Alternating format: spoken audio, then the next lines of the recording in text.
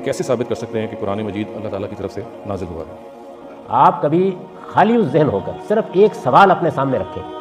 پہلے میں آپ سے بات کرتا ہوں، پھر میں آپ کو بتاؤں گا کہ غیر مسلموں کے ساتھ کیا معاملہ ہے. صرف ایک بات اپنے سامنے رکھیں، اس دنیا میں اس وقت 10 نہیں 20 نہیں کروڑوں کتابیں موجود ہیں، اور ایک دو نہیں، دنیا میں بے شمار اہل علم پیدا ہوئے، ہر فن کے ماہرین پیدا ہوئے.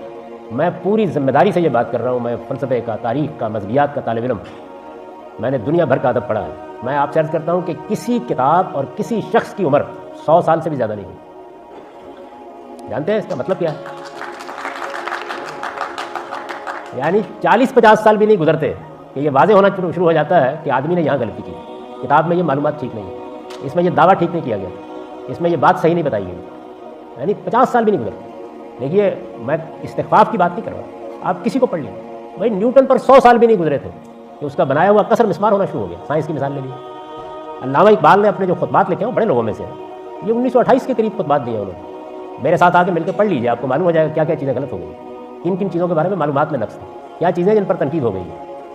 تو جب آپ قرآن مجید کو پڑھیں تو دنیا کی کتابوں کے بارے میں اور ان کی زندگی کے بارے میں یہ جان کر ذرا پڑھ کر دیکھیے، اور پھر اس کتاب کی کسی ایک چیز کو مار کر دکھا دیں. اس کا حرف حرف آپ کو بتا دے گا کہ یہ زندہ جاوید کتاب ہے. یہ 14 صدیوں سے، تھوڑی دیر کے لیے بھول جائیے کہ یہ خدا کی کتاب ہے، یعنی عرب کے ایک صحرا نشین کی لکھی ہوئی کتاب مان کے ذرا پڑھ کے دیکھیے کہ دنیا کے اندر پچھلی 3 صدیوں میں علمی انقلاب برپا ہوگا. پرانا علم مر گیا، وفات پا گیا. یہ کتاب کھڑی ہے، اور یہ کتاب حرف حرف کے ساتھ کھڑی ہے. یہ کتاب اس شان کے ساتھ کھڑی ہے کہ اس کا کوئی ایک شوشہ اپنی جگہ سے ٹالا نہیں جا سکتا. اور اسی آپ اس کتاب کا انٹروڈکشن کرائیے. میں نے ڈاکٹر شہزاد سلیم صاحب سے بھی کہا ہے کہ میں نے جو تفسیر میں انٹروڈکشن لکھا ہے قرآن کا، یہ اس کو ذرا